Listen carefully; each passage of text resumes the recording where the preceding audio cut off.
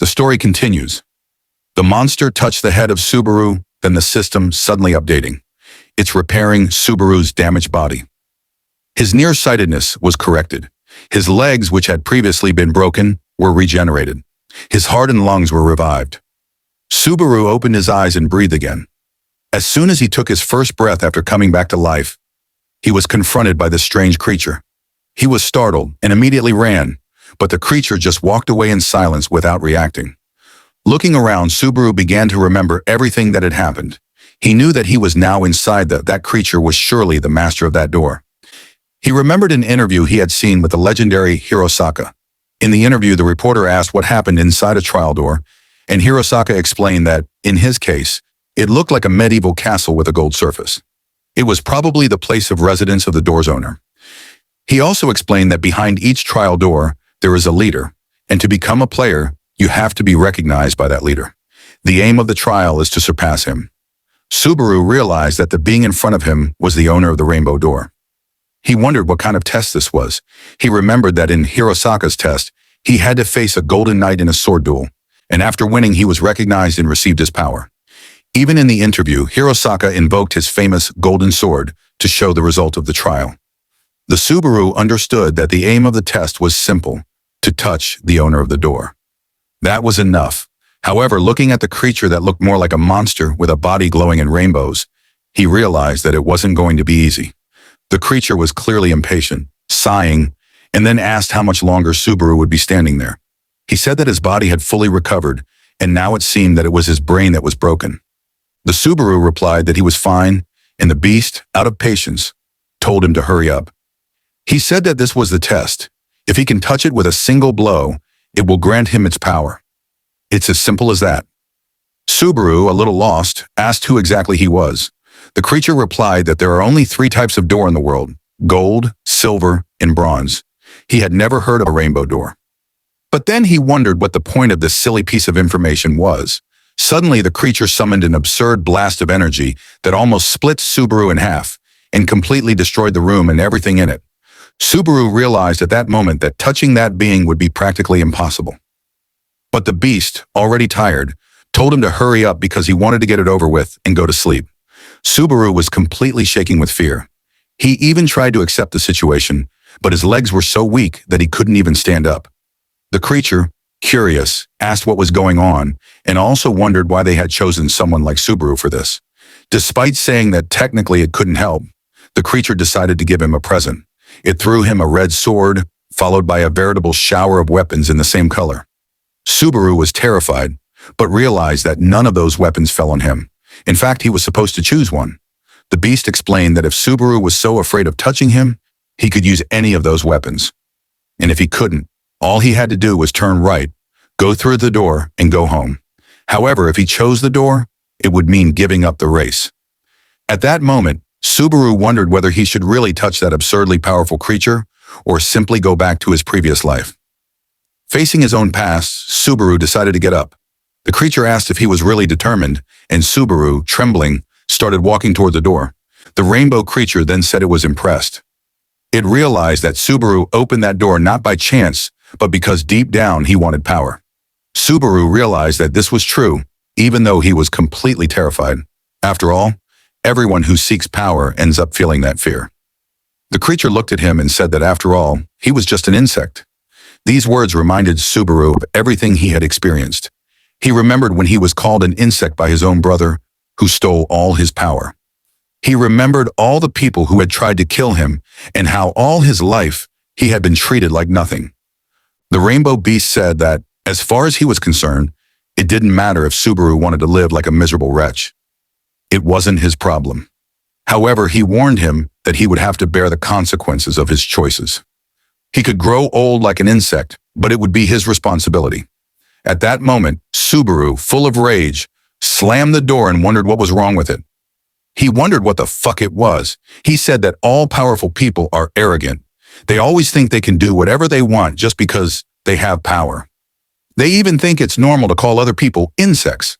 The beast replied that of course that was normal, but Subaru, holding back his tears and his pain, said that he didn't want to waste any more time. He said that it hurt. It hurt to be treated like this. It hurt to be ignored. It hurt not to be seen as a human being. He asked why nobody understood him in this fucking life. The creature then asked if the insect had gotten angry. Filled with hatred, Subaru told the monster to shut up and attacked it. Even the creature was confused by this reaction. Subaru shouted that the creature had better hurry up and hand over that power, so he punched it straight in the face. The creature defended itself, and a rainbow barrier appeared in front of it, blocking the blow. Subaru wondered if it even counted as an attack, but to his surprise, the rainbow beast was impressed. He said that the blow was incredible, wonderful, and that he could feel the extreme hatred in Subaru's fist. And yes, it confirmed that he wasn't wrong after all. He never was. The creature finally said yes. Subaru had succeeded. From that moment on, he would receive the power he so desperately sought. Then the rainbow creature opened its mouth and bit Subaru's shoulder, making him scream in pain. A red aura began to emanate from his body, and Subaru, in the midst of his suffering, wondered if he was going to die right then and there. He had promised to give him power, but was he going to kill him first? Seized by despair, Subaru bit back. He decided that if he was going to die, he would rip that power out himself.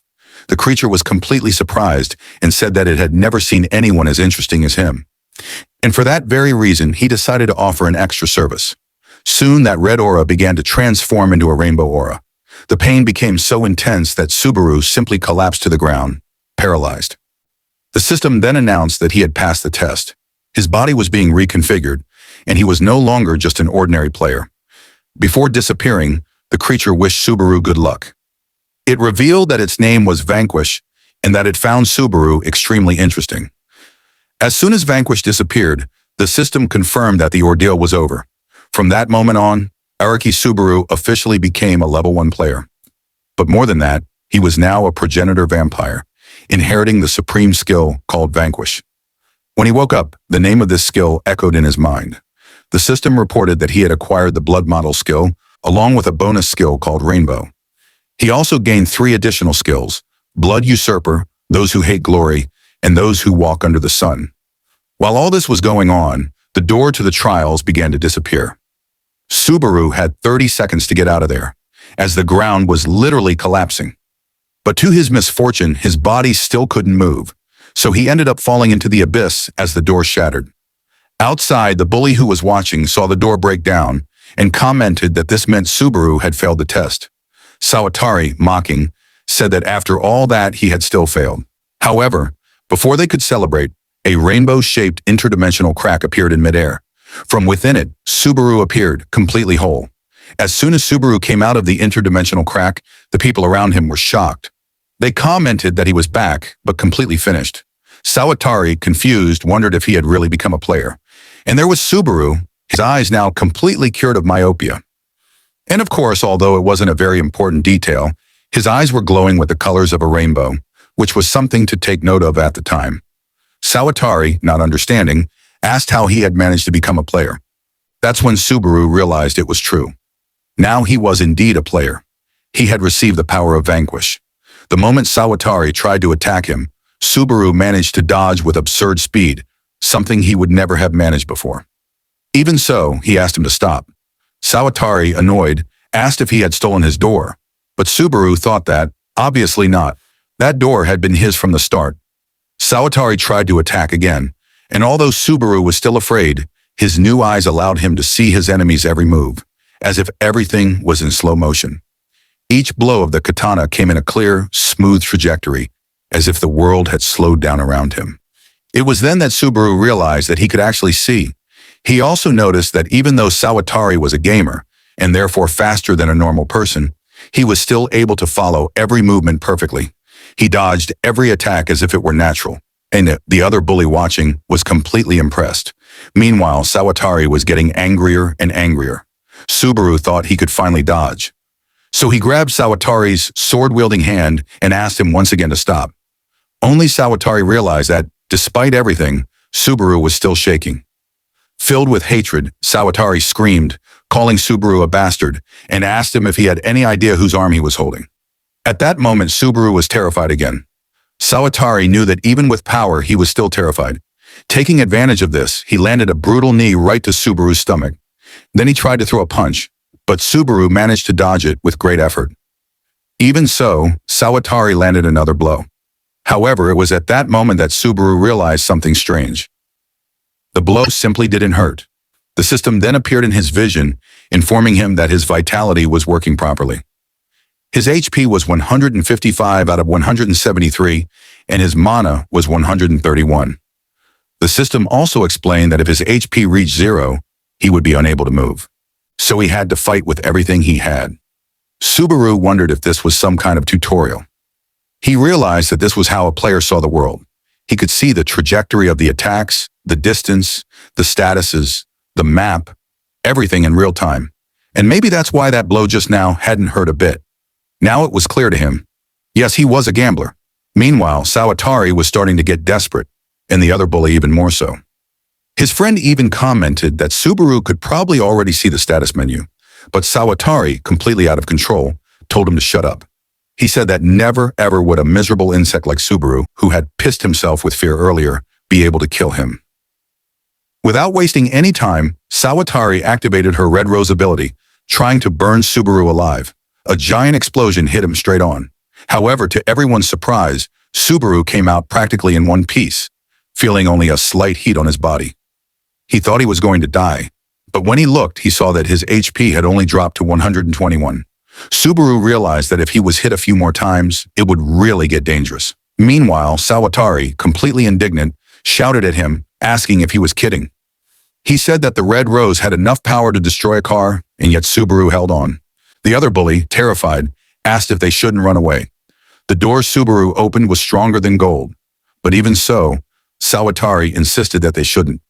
She said that while Subaru was still at level 1, they had to defeat him right there, before he became a real monster. As they argued, Subaru realized the danger. He thought it might be better to run away, but before he could react, he was caught by the web ability. Gray threads stuck to his body, and he realized that it wouldn't be easy to get rid of them. Sawatari took advantage of the gap and charged at him with her katana. Subaru was desperate. He thought this was terrible. He needed a skill, anything, to defend himself. But there was a problem. He didn't know how to use a skill. It was at that very moment that blood began to flow, but to his surprise, it wasn't his blood. From Subaru's own skin came blades made of blood, which not only blocked Sawatari's blow, but also hit him square in the head and chest. This was Vanquish's ability, the blood mold, which had activated on its own to protect its bearer. And Subaru, still in shock, could only wonder what the hell was Vanquish doing there. At that moment, Vanquish, observing everything, commented that those guys were really very boring. So just this once, he decided to explain to Subaru how his power worked. He said that with the blood mold, he could manipulate the state of his own blood for up to 10 seconds.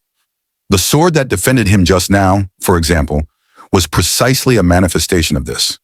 To use the power, all he had to do was imagine. The rest depended on creativity.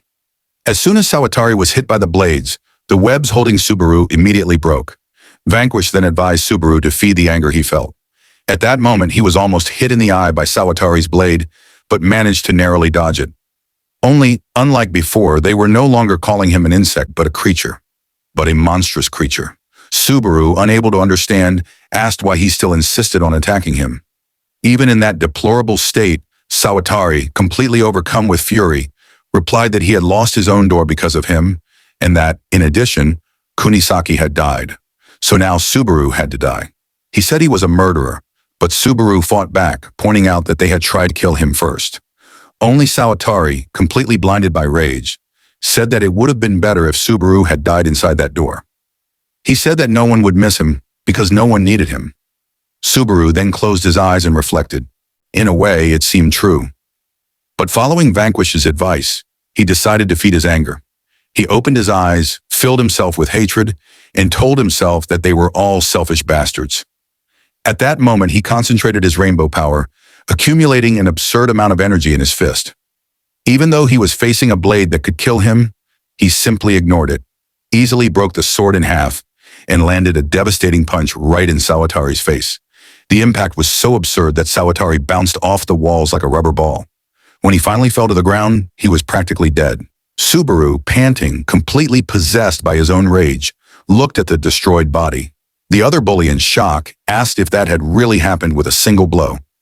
Desperate, he tried to use his web to protect himself, but in reality, he was just grabbing Sawatari's body to escape. Subaru stared and wondered if he had really escaped. Meanwhile, the other boy, running with the body on his back, was still wondering what the hell had just happened. He couldn't understand how someone at level 1 had defeated Sawatari with just one punch. He wondered what monster that madman had gotten that power from.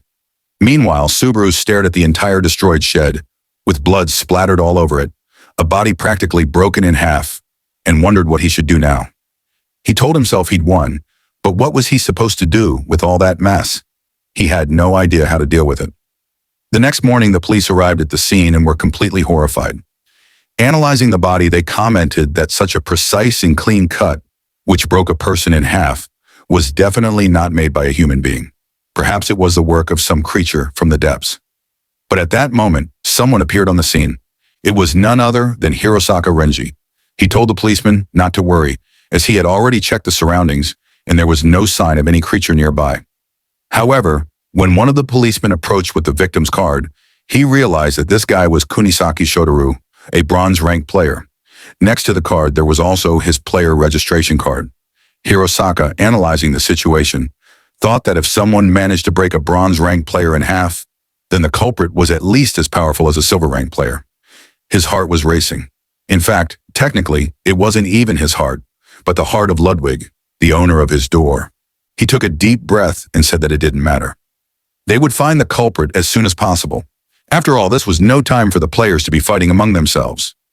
Everyone's duty was to destroy as many doors as possible before that abomination called the Celestial Clock reached 0. And as he spoke, the seconds were already ticking away. Soon, complete destruction would come to this world. And that's the end of this chapter. If you enjoyed the recap, don't forget to like, comment which part hyped you the most, and subscribe for the next episode. See you in the next upload.